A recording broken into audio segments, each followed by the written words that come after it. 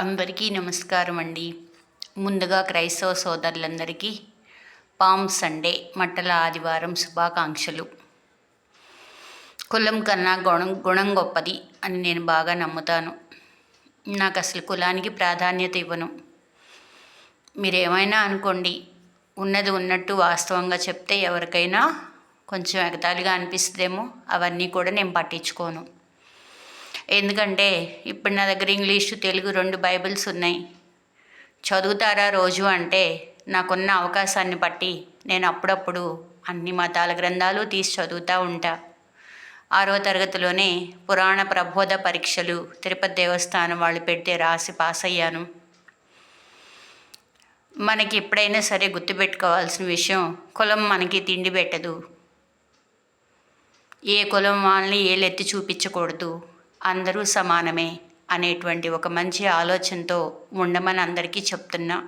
ఇక అది మనం చెప్పేవరకే, ఇంట్లో ఉన్నటువంటి మన పిల్లలే ఆచరించకుండా వాళ్ళు ఇష్టం వచ్చినట్టు చేస్తే మనం చేయగలిగేది ఏమీ లేదు.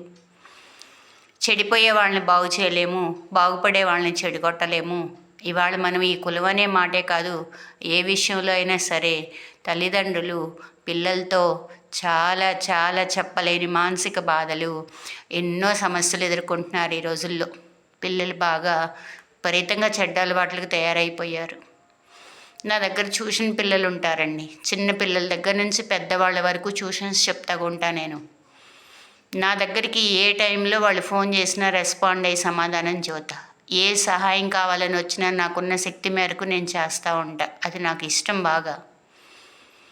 అందుకనే ఈరోజు పొద్దుటి నుంచి కొంచెం ఓపెన్ డిగ్రీ పిల్లలకి పరీక్షలు జరుగుతున్నాయి. ఆ పని మీద బయటికి వెళ్ళి కొంచెం ఆలస్యం చేశాను. నిన్నటి నుంచి అనుకుంటున్నాను మన క్రైస్తవ సోదరులందరికీ కూడా ఈ మట్టల ఆదివారం శుభాకాంక్షలు చెప్పాలని. నాకు తెలిసినంత వరకు నేను ఒక పాపని అడిగాను, ట్యూషన్కి వచ్చే పాపని, అమ్మ పండగ ఎందుకు చేసుకుంటారు, దాని ప్రాధాన్యత ఏంటి, దేనికమ్మా అలా పూలు గుచ్చుకుని వెళ్తారు అంటే, ఏమో తెలియదు, అందరూ చేస్తున్నారు, అందుకని నేను కూడా చేస్తున్నాను, మా మమ్మీ అలా చెయ్యాలని చెప్పింది అని చెప్పింది. మరి అదే తల్లి ఆ అమ్మాయికి అసలు ఆదివారం ఎందుకు చేస్తారు, ఆ పూలు గుచ్చుకుని ఎందుకు వెళ్తారు ఈతాకులకు అనే విషయాన్ని చెప్పలేదు అంటే, మరి చెప్పే అవకాశం ఆ అమ్మాయి ఇవ్వలేదో, లేకపోతే ఈ తల్లికి ఖాళీ లేదో మరి మనకి తెలియదు కదా. నేనైతే నాకు తెలిసినంత వరకు ఆ పిల్లకి ఈ విధంగా చెప్పడం జరిగింది. అది ఇప్పుడు నేను మీ ముందుకు తీసుకొస్తున్నాను చూడండి. క్రైస్తవ సోదరులకు సోదరీమణులకు అత్యంత పవిత్రమైన రోజు. యేసుక్రీస్తు గాడిదపై యెరూషలేం నగరంలోకి ప్రవేశించిన విజయవంతమైన ఘట్టాన్ని స్మరిస్తూ గుడ్ ఫ్రైడే ముందు వచ్చే ఆదివారము దీనిని మట్టల ఆదివారంగా జరుపుకుంటారు.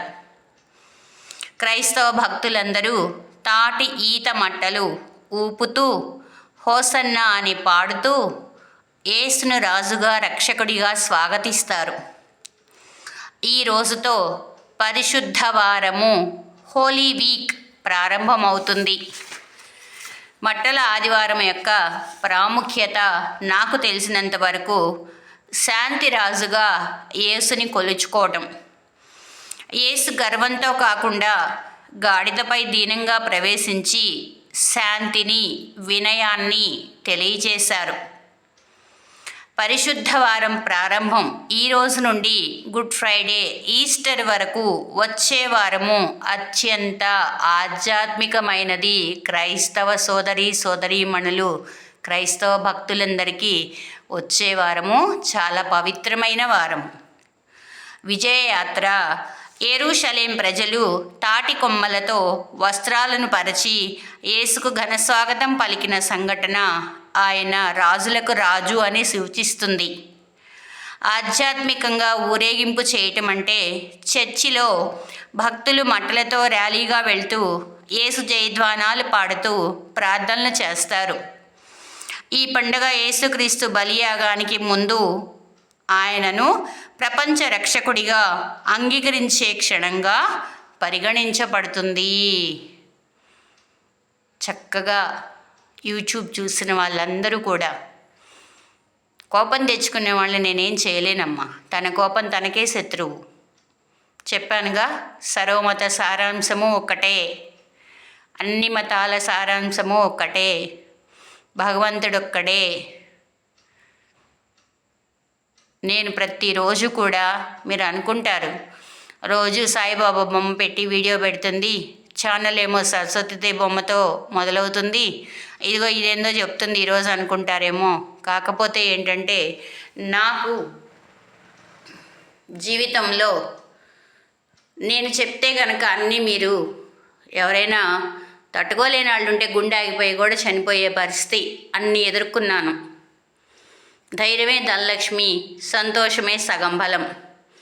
ఈ 2 మాటలతోనే నేను చిన్నతనం నుంచి ఎదురు తిరిగి పోరాడి కష్టాలన్నిటికీ నిలబడి ఈరోజు కొన్ని వేల మంది పిల్లల మనసుల్లో అమ్మ అనే స్థానాన్ని సంపాదించి ఈ రోజుకి కూడా నా దగ్గర వచ్చిన వాళ్ళందరికీ నా వంతు చేతనైనంటువంటి మాట సహాయము, ధన సహాయము, ఆకలితో ఉన్న వాళ్ళకి అన్నదానము, మోగజీవులకి నాకు చేతైనంత వరకు అన్నం పెడుతూ అలా చేస్తూ ఉన్నాను. మన కుడి చేతితో చేసే పని ఎడం చేతికి తెలియకూడదు. కానీ ఏంటంటే మరి నా ఇంటికి వచ్చి చూస్తే వాకిట్లో నిలబడి చాలా వరకు అందరూ లోపలికి రావడానికి భయపడతారు. ఏమీ లేదండి భయపడటానికి. అక్కడ మా ఇల్లు ఒక దేవాలయం లాగా ఉంటుంది, నేను ఉండే ఇల్లు. అందరూ ఉంటారు, లేని వాళ్ళు అనేది లేదు. ప్రతి ఒక్క భూమండలం మీద బ్రహ్మ విష్ణు మహేశ్వర్లు 3 దేవతలు, ఇదిగో ఈరోజు నేను చెప్పిన యేసుక్రీస్తు ప్రభు సమస్తం అందరూ కొలువై ఉంటారు నా ఇంట్లో. అందరినీ తలుచుకుంటాను, అందరి దగ్గర ఆశీస్సులు అడుగుతాను. పొద్దున్నే లేచినాక పడుకునేటప్పుడు అందరి ఆశీస్సులు తీసుకుంటాను. ఇది నా యొక్క హాబీ.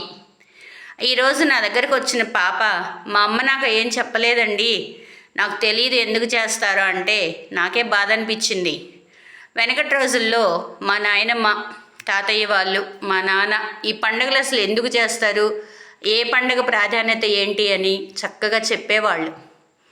అసలు ఈ రోజుల్లో పిల్లలకి తాతయ్య, నాయనమ్మ, అమ్మమ్మ ఇలాంటి పదాలు, ఆ మనుషులతో మాట్లాడటము, వాళ్ళు చెప్పే మంచి మాటలు వినటము ఇవన్నీ జరుగుతున్నాయి అంటారా? అసలు పిల్లలకి లెగిస్తే ఫోను, పడుకునేదాకా ఫోను, స్కూల్కి వచ్చినా కూడా ఏం ఎక్కదా బుర్రలోకి. వాళ్ళు ఏదో చెప్పుకుంటా పోతారు. ఏం చెప్పారమ్మా స్కూల్కి వెళ్తే అంటే, పద్దాక ఏంది మీ సోది, ఇప్పటిదాకా స్కూల్లో చదివి చేసి వచ్చాము, మళ్ళీ ఇంటికి వచ్చాక గల్లిస్తారని పేరెంట్స్ని ఇసుక్కోవటం. ఇలాగేదమ్మా లైఫ్లో వాళ్ళు పడేటువంటి కష్టాలన్నీ కూడా ఆ రోజు కష్టాలు పడేటప్పుడు తల్లిదండ్రులు కానీ గురువులు కానీ దగ్గర కనుక లేకపోతే వాళ్ళ ఇబ్బందులకి చెప్పలేనంత, సాధ్యమైనంత వరకు ఓర్పు సహనాన్ని పెంచుకొని, ఆడపిల్లకి ఓర్పు సహనం ఉండాలి. ఎంత ఉండాలంటే భూదేవి కన్నా ఎక్కువ ఉండాలి. ఈ మాట మా నాయనమ్మ నాకు చాలాసార్లు చెప్పింది. విసుగనే పదానికి అర్థమేంటి, కోపం అనే పదానికి అర్థమేంటి, నేను ఎన్నోసార్లు మీకు చెప్పుంటాను. యూట్యూబ్ వీడియో ఛానల్ పెట్టిన దగ్గర నుంచి నాకు చదువు చెప్పిన గురువుగారు ఒకటే చెప్పారు, నా శరీరానికి వయసు వచ్చింది కానీ నా మైండ్కి మేధాశక్తికి రాలేదమ్మా. నేను భూమి మీద బ్రతుకున్నంత వరకు నా జ్ఞానాన్ని పెంచుకోవడానికి, నాకున్న జ్ఞానాన్ని 10 మందికి పంచడానికి నేను ప్రయత్నం చేస్తాను అని చెప్తూ ఉండేవాళ్ళు. నేను కూడా అదే బాటలో నడుచుకుంటున్నాను. అందుకని చెప్పేసి ఈరోజు పొద్దుటి నుంచి వర్క్ బాగా బిజీగా ఉన్నాను, ఇంట్లో కూడా లేను. అందుకని చెప్పి ఈ పూట లేటుగా నేను మీకు క్రైస్తవ సోదరులందరికీ మరొక్కసారి పామ్ సండే, మట్టల ఆదివారం శుభాకాంక్షలు.